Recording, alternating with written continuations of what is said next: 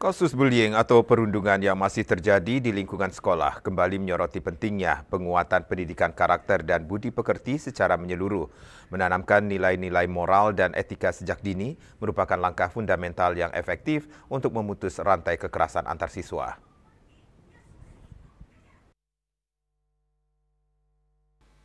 Beberapa insiden perundungan yang baru-baru ini terjadi memperjelas bahwa kecerdasan akademis saja tidak cukup. Dibutuhkan pembentukan pribadi yang memiliki empati, toleransi, dan rasa hormat terhadap sesama. Hal tersebut menekankan bahwa pendidikan karakter harus diimplementasikan secara komprehensif, tidak hanya sebagai mata pelajaran terpisah, tetapi terintegrasi dalam seluruh kegiatan belajar mengajar dan pembiasaan sehari-hari di sekolah.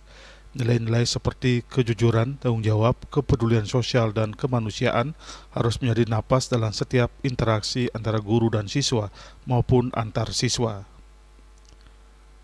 Pelaku bullying seringkali kurang memiliki kemampuan untuk memahami dan merasakan penderitaan orang lain.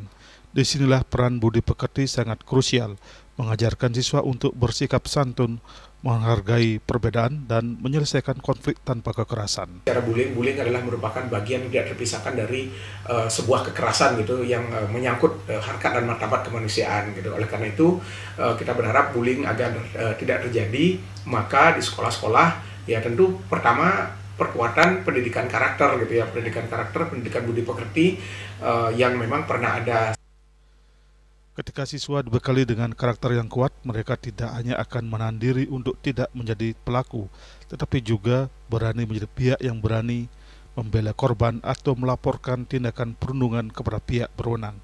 Dengan terus diperkuatnya pendidikan karakter dan budi pekerti, diharapkan kasus bullying di sekolah-sekolah dapat diminimalisir, menciptakan generasi penerus bangsa yang cerdas secara intelektual sekaligus bermoral tinggi. Yana Bali TV.